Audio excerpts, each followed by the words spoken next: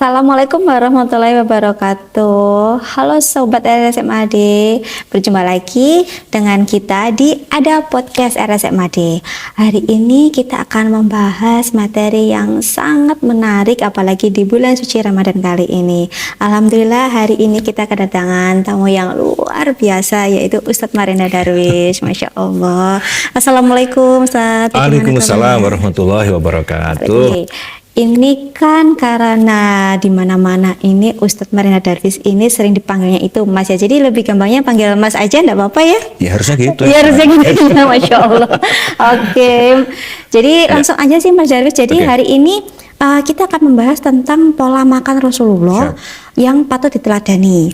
Nah, sebelumnya tadi lupa, saya belum perkenalan kan ya. Mungkin sahabat RSMAD penasaran, sudah mengenalkan tamunya yang luar biasa, tapi ini yang ngobrol pertama ini siapa? Jadi memang perkenalkan, nama saya Ayuk Tausin Maulida. Jadi saya adalah dietitian atau ahli gizi di RSMAD.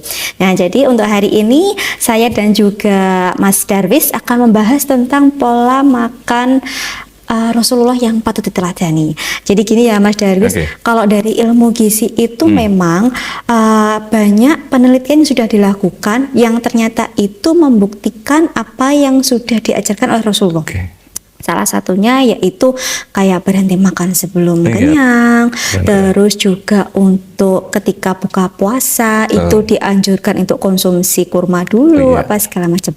Kalau dari Mas Darwish sendiri bagaimana kalau dari sisi Islaminya? Ya, untuk penguatannya itu teman-teman harus paham dulu kenapa Nabi yang kita minta untuk jadikan contoh. Ada guyonan gini Mbak Ayu. Pengen dapat syafaatnya Nabi, tapi lebih kepoin selebriti. Ada enggak gitu kira-kira? Kayaknya kok banyak ya. Banyak ya. Teman-teman di Ada Podcast ini ya, kita mulai dulu dengan satu keyakinan dulu bahwa Nabi itu disuruh oleh Allah untuk menjadi prototipe kehidupan. Semua kehidupan. Ayat yang sering terkenal kan, laqad kana lakum fi Rasulillah uswatun hasanah liman kana yarjullah wal yaumal akhir wa dzakarallaha katsira. Mbak Ayu, persoalan ayat berapa? Surat apa ini? Saya kok agak lupa ya. Surat Al-Quran. Nah, itu pasti benarnya kan? Iya, Surat Al-Ahzab ayat 21. Artinya ada ini dulu prinsip penting. Nanti sebelum kita membahas makanan, pola makan Kanjeng Nabi itu harus ada kepastian. Orang-orang yang mengaku beriman pada Allah dan Rasulnya sebagai Islam itu, dia contoh hidupnya satu-satunya itu ya Kanjeng Nabi. Dalam 24 jam kehidupannya. Dan dalam 24 jam kehidupan itu kan salah satunya ada makan Mbak ya. Betul. Nah, dan karena Nabi itu adalah utusan Allah dan Allah yang Maha tahu bagaimana yang terbaik buat umatnya, buat manusia, maka cara makan pun diusahakanlah kita sebagai muslim mengikuti pola beliau. Masya Allah. Saya katanya lah ya, ada istilah you are what you eat. Kamu itu apa yang kamu makan. Kalau di psikologi kan you are what you think. Kamu itu apa yang kamu pikirkan. Jadi Mbak Ayu yang di gizi pasti lebih paham lah. Pola hidup makan seseorang itu penentu kualitas kehidupannya. Begitu Mbak Ayu? Iya, kualitas kehidupannya dan masa depannya nanti seperti apa. Saya bisa diceritakan dong. Kalau tadi prinsip kita pokoknya Nabi itu cara makannya, apalagi yang beliau dahar ya, itu pasti mengandung dan mengundang hikmah juga kebaikan baik kehidupannya. Kalau dikomparasikan dengan dunia kekinian, di gizi teknologi makanan, luar biasa. Memang betul, iya. Apa Mbak yang sekarang lagi rame-rame itu diet apa itu? Yang itu IF itu kan IF, gitu ya. Padahal itu ya Mas Darwish, setahu saya daripada kita repot-repot IF itu kan, mending kita puasa aja. Dan itu pun kalau dari pengalaman saya sendiri ya Mas Darwish, itu saya pernah mempraktekkan yang namanya IF itu sendiri sama puasa. Dan Masya Allah memang yang paling berpengaruh adalah pada saat kita berpuasa. Artinya berarti terjawab juga ya. Puasa kan ajaran Nabi. Dan bagaimana Nabi mengajarkan mulai mengakhirkan sahur. Apa yang harus dikonsumsi waktu sahur ya. Terus kemudian tidak boleh meninggalkan sahur loh. Betul. Nabi itu sampai menyuruh tasaharu, inna fis sahuri barokah. Makan sahurlah karena sesungguhnya dalam sahur itu ada berkah. Itu buka juga sama kan? Buka disuruh mempercepat. Kurma basah, kalau nggak ada kurma kering. Kemudian kalau nggak ada air putih. Jadi ingat kemarin itu saya lihat podcastnya Andin Mbak Ayu. Tahu Andin ya? Vokalisnya Blackpink, bukan ya? Bukan. Andin itu bilang, dia kan pemerhati apa IF itu ya. Iya. Dia bilang 3 hari IF itu sama dengan puasa sehari. Konon, ini mohon maaf ya teman-teman ya, ini Mbak Ayu lebih paham dari saya ini. Tapi mau menguatkan materi aja. Silakan ya. Ada namanya water fasting. Oke. Itu kata dia. Oke. Tapi ada namanya dry fasting. Oke. Yang water fasting katanya itu puasa tapi masih bebas minum ya. Oke. Tapi kalau yang ini puasa murni kayak yang diajarkan Rasulullah kepada kita, yang Mbak Ayu tadi sudah jelaskan. Iya. Ternyata hasilnya 3 hari IF water fasting tadi katanya, Iya. itu hanya dilakukan oleh puasa itu sehari cukup. Sehari cukup. Mbak Ayu kan saya sampaikan tadi ya. Iya. Nah, lagi-lagi teman-teman ini untuk membuktikan sebenarnya apa yang diajarkan Allah dan Rasulnya itu sebenarnya untuk kebahagiaan kita memang. Ya, Cuman kita manut apa enggak, nah, disiplin apa enggak gitu ya Mbak Ayu ya. betul. Apalagi kalau zaman sekarang ya Mas Darwis, itu tuh kebanyakan orang-orang itu kayaknya tuh lebih suka memperhatikan sosial media, hal-hal yang kekinian sekarang. Oh, IF itu yang bagus, ini ngapain puasa nanti nggak bisa minum, nggak bisa ini segala macam. Mending IF aja masih bisa minum. Padahal dari ajaran Rasulullah sendiri itu pun sebenarnya sudah diteliti. Bahkan penelitian secara internasional pun sudah membuktikan bahwa ketika puasa, apalagi puasa Ramadan itu selama 30 hari penuh kurang lebih, itu pun memperbaiki metabolisme. Dan itu sudah disesuaikan dengan hampir semua mayoritas penduduk dunia. Jadi memang bisa dilakukan oleh semua kalangan masyarakat. Bukan hanya aman, malah menyehatkan ya maksudnya ya untuk puasa itu. Iya. Nah, makanya perlu dikuatkan lagi buat kita Mbak Ayu ya, teman-teman. Kalau dalam bahasa agamanya itu kan ada di surat Al-Baqarah 168. Ya ayyuhan nasu kulu mimma fil ardi halalang thayyiba wala tatabi'u khutuwati syaiton innahu lakum aduwwum mubin. Ini luar biasa sekali loh. Ayat ini, coba perhatikan baik-baik. Tuhan menyebutnya bukan untuk orang beriman saja. Hei sekalian manusia, makanlah yang halal dan baik yang terdapat di bumi dan jangan mengikuti langkah syaitan. Wala tatabi khutuwati syaitan. Artinya itu perintah untuk makan yang halal dan thayyib itu disandingkan dengan larangan mengikuti langkah syaitan. Artinya syaitan itu menyuruh makan yang tidak halal dan tidak baik. Tidak baik, ya. Tuhan menyuruh makan yang halal dan baik, maka jangan ikuti langkah syaitan karena dia itu nyuruhnya makan yang tidak halal dan tidak baik. Dan thayyib baik ini memang berkembang ya sesuai dengan ilmu gizi ya Mbak Ayu ya, yang lebih dipelajari. Tapi Nabi 16 abad yang silam sudah mengajarkan bagaimana sesungguhnya baik itu apa yang dimakan, terus cara makan juga penting. Iya. Contoh kekinian ada apa itu yang katanya diet mengunyah itu kan lagi viral juga ya. Iya. Konon hanya dengan mengunyah ada beberapa penyakit yang bisa disembuhkan. Wah alam ini saya belum terlalu jauh ya, tapi ingin mengatakan Nabi pun mengajarkan bagaimana mengunyah. Ada hadis mengatakan 32, ada hadis mengatakan 33 kali. Betul. Tapi intinya ini ya Mbak Ayu ya, dengan mengunyah berarti kelembutan makanan, sehingga nanti lambung tidak terlalu repot ya, bekerja keras ya. Betul. Tapi yang terjadi sekarang kira-kira? Nah, kebanyakan sekarang nih Mas Darwi yang saya lihat, bahkan rekan saya sendiri, saudara, bahkan mungkin pasien saya juga. Nah, itu tuh rata-rata itu makannya itu bisa dibilang kalau enaknya ngomong disambi Mas Darwi. Gitu ya? Jadi kalau makan, padahal Rasulullah kan tidak mengajarkan seperti itu. Betul. Jadi kita makan fokus dengan makanan kita. Nah, 2 tahun yang lalu itu pernah dilakukan penelitian juga Mas Darwis, yang intinya kaitannya pikiran dan juga makanan. Bagaimana cara kita makan, dan itu dinamakan dengan namanya mindful eating. Betul. Jadi mindful eating itu kita makan dengan kesadaran penuh. Nah, jadi pada saat kita makan, kita benar-benar fokus dengan makanan itu, terus kita meresapi rasa dari makanan, aroma, tekstur, dan juga sebagai salah satu bentuk rasa syukur kita terhadap apa yang kita makan. Dan ternyata dengan menerapkan mindful eating tersebut ya Mas Darwis, itu mempengaruhi metabolisme, mempengaruhi daya cerna juga, dan akhirnya nanti pengaruh ke hormonnya. Akhirnya sistem metabolisme nanti menjadi semakin lebih baik. Normal ya artinya ya, yang metabolismenya ya. Nabi kan pernah menyampaikan juga ya, ketika makan itu ada beberapa pola ya, yang misalkan ya cara duduk. Betul, ya, cara itu juga dibahas. Nabi. Kalau Nabi itu mengajarkan, ada yang bilang itu kan budaya di sana. Apa yang dilakukan Nabi itu semuanya atas dasar wahyu.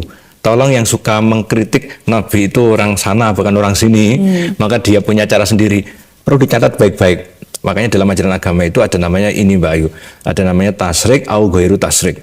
Mana yang memang ini suatu syariat yang kita memang diminta untuk mengikutinya, atau memang itu tanda kutip budaya yang memang tidak selalu harus diikuti. Tapi yang pasti, walaupun misal itu budayanya Nabi, Nabi itu kan tetap terbaik. Betul. Kalau dicontoh tentu tidak buruk. Ya. Mungkin yang jadi problem itu bukan problem ya, yang jadi diskusi apakah misalkan tanda kutip lagi-lagi ya di tempat sini pas enggak, karena itu gaya saja. Tapi kalau syariat di mana-mana kan harus tetap dijalankan. Iya, semuanya dijalankan. Nah, termasuk makan ini. Termasuk cara makan ini bagaimana kita kan Nabi mengajarkan duduk misalkan kaki kiri di apa namanya? Didudui, kayak kanan agak nyilang. Konon ini Mbak yang lebih paham. Di dunia kesehatan ini gaya-gaya begini buat usus, buat lambung, buat kerongkongan. Ternyata polanya makan Nabi kayak begitu berefek. Tadi Mbak Ayu cerita luar biasa. Mengunyah tadi kalau Nabi mengajarkan jangan buru-buru, karena buru-buru itu sifatnya setan. Tadi kan sampaikan Al-Baqarah 168 tadi. Bahwa orang yang makan halal thayyib yang enggak gitu itu namanya mengikuti langkah setan. Berarti waktu makan itu satu emplokan langsung dilek ya Mbak. Satu dua ini dia blender. Apalagi kalau yang kalap buka puasa itu ya Mas Darwis. Disok langsung ya. Kayak itu gak dikunyah tuh langsung dikeluar. Arek-arek itu ulo gitu kalau orang mbok unyah belas itu. Nah, artinya kayaknya sederhana ya kayak ini. Sesuatu yang dianggap sederhana akhirnya diremehkan. Betul. Berarti kalau dia tidak mengerjakan seperti ini berarti semakin jauh dari yang diajarkan Nabi. Sesuatu yang tidak seperti yang diajarkan Nabi, maka kenanya jatuhnya itu jauh dari petunjuk. Sehingga kadang rasanya itu cara makan aja lah untuk kesuwen. Pertanyaannya kalau bilang kesuwen berarti kena apa yang dikatakan Nabi. Jangan buru-buru. Jangan buru-buru. Betul. Saya aja belum terlalu bisa loh Mbak.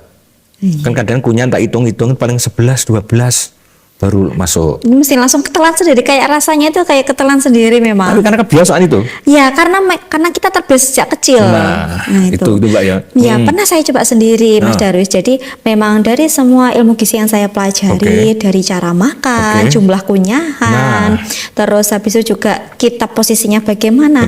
Memang rasanya itu sangat beda. Terutama pada saat jumlah kunyahan itu saya praktekkan benar-benar. Teksturnya memang sangat lembut dan itu rasa di pencerahan itu berbeda. Kalau misalkan kunyahannya itu cuma sedikit, misalkan kayak tadi cuma 10, 11 gitu kan. Itu kadang-kadang kalau orang yang dengan gangguan pencernaan itu di lambung itu rasanya begah. Iya. Kayak pek Mbak ya? Iya, penuh. Seperti apa bacanya? Besesek kayak orang saya bilang besesek. Apa kayak GERD gitu Mbak ya? Mirip. Kayak gitu ya? Iya, betul. Itu salah satu penyebabnya karena itu tadi. Lambung yang terlalu jenis itu? Dia tugasnya terlalu besar akhirnya. Padahal itu tadi tugasnya si rongga mulut, tapi karena itu tadi istilahnya apa ya, perintah dari otak kita. Otak kita karena mungkin pengaruh dari syaitan itu tadi kan ya Mas Darwis. Akhirnya otak kita nyuruhnya, udah wes itu bukan tugas kamu, rongga mulut itu tugasnya lambung. Padahal lambung sini aku nggak siap. Nah kayak gitu. Akhirnya apa? Yaitu tadi lambungnya nggak siap. Pada saat dari lambung ngalir ke ususnya. Nah ususnya lebih nggak siap lagi. Luar biasa ya berarti ya. Jadi teman-teman jangan dianggap kalau sekedar apalagi ada kata sekedar ya. Sekedar cuma makan gitu. Gak usah terlalu sok-sokan. Loh, ini bukan sok-sokan. Kalau dibahas tentang secara ilmiah ternyata. Dan memang bukti. Kembali pada kaidah juga, apa yang dilakukan Nabi itu bukan atas dasar nafsu, tapi atas dasar petunjuk, maka mengikuti gaya pola hidup Nabi dalam makan itu lebih aman. Apalagi dari gizi jadi terbukti juga ya. Sudah terbukti. Tadi berarti Mbak Ayu mulai dari kalau halal jelas ya, ini bukan bahasan kita ya. Kalau halal gak usah didiskusikan. Itu bahasa saya itu otomatis. Bukan hanya otomatis loh, otomatis halal itu otomatisnya.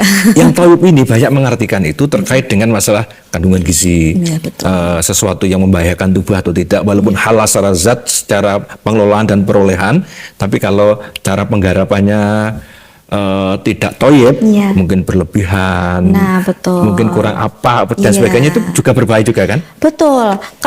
Sekarang kalau kita nyambungnya ke toyib ya Mas Darwis Oke. ya. Kalau toyib itu halal sudah pasti oke, kita sudah tahu. Nah pada Oke. saat nyambung ke toyibnya, toyib kan berarti yang baik. Yang baik. Nah baik ini tidak hanya pada saat kita makan, Oke. tapi sebelum makanan itu disajikan Oke. atau dimakan, ternyata itu juga pengaruh. Prosesnya, Pengolahannya. Oke. Jadi kita mengolahnya bagaimana? Oke. Terlalu overcooking, istilahnya seperti Oke. itu, terlalu berlebihan, terlalu menggunakan bahan yang terlalu Oke. banyak, seperti itu. Akhirnya efeknya juga ke tubuh kita sendiri. Berarti sama dengan kaidah syariat, Mbak. Iya. Yang halal itu walaupun halal ya, Iya. tapi la israf, jangan berlebihan. Betul.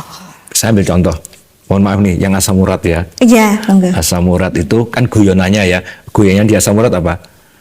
Makan melinjo, jeruan, durian itu menurunkan asam urat dari mulut ke lutut. Guyonannya itu kan itu pantangan ya. Iya. Artinya orang kalau sudah kena pantangan walau itu halal, Iya. Nabi pesan bahkan Al-Quran la israf, jangan berlebihan. Maka dokter pun, ahli gizi pun menyarankan jangan memakan walau itu halal, tapi kan nggak toyib itu Betul. bagi kondisi Anda. Iya. Berarti kesimpulan saya klop banget ya ajaran Rasulullah Masya itu. Allah. Jadi memang sudah dibuktikan secara penelitiannya, Luar secara biasa. ilmiah. Masya Allah memang ternyata terbukti. Dan yang penting lagi Mbak, banyak orang Barat itu yang mereka dengan kemampuan kecerdasan intelektual Iya. dan kebersihan netral hatinya masuk Islam gara-gara salah satunya adalah konsep Betul. Islam itu. Banyak ilmuwan dari luar Nggak negeri. ada baik paksaan sama Eropa. sekali. Ya, Luar dari biasa. Eropa, Jepang, Masya Allah. Baik. Itu ya sayang ya. Ya. Sayang di negeri Konoha malah nggak begitu ya. Ini Konoha bukan Indonesia ya. Nggak tahu ya Konoha saya bilangnya itu. Konoha Ya, bukan kita Indonesia. belajar bersama terus ya. Betul, Masya Allah. Nah, baik, sahabat. Jadi waktunya kayaknya nggak bisa lama-lama nih sahabat. Iya. Sebenarnya masih banyak banget yang mau Siap. dibahas. Ini masih ganjel, banyak yang ganjel mau yang ditanyain, mau Tapi diomongin. bagusnya gitu. Ilmu itu harus penasaran. Ya betul memang. Biar dia nanti terus mau belajar dan belajar. Ya. Kita harap ini teman-teman penasaran semuanya. Insya Allah. Oke.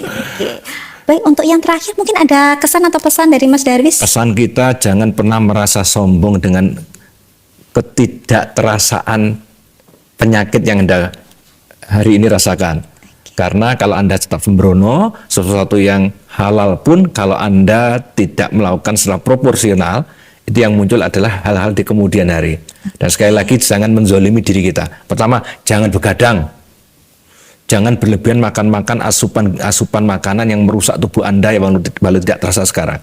Dan yang ketiga, sekali lagi, ikuti Rasulmu dalam hidup. Gaya Rasulmu. Itu saja pesan kita. Oke, terima kasih Mas Darwis atas Sama-sama, waktunya hari sama-sama, Mbak ini. Ayu. Sahabat, sekian acara podcast kita hari ini. Semoga bermanfaat. Barakallahu fikum. Wassalamualaikum warahmatullahi wabarakatuh. RSMAD Friendly Hospital.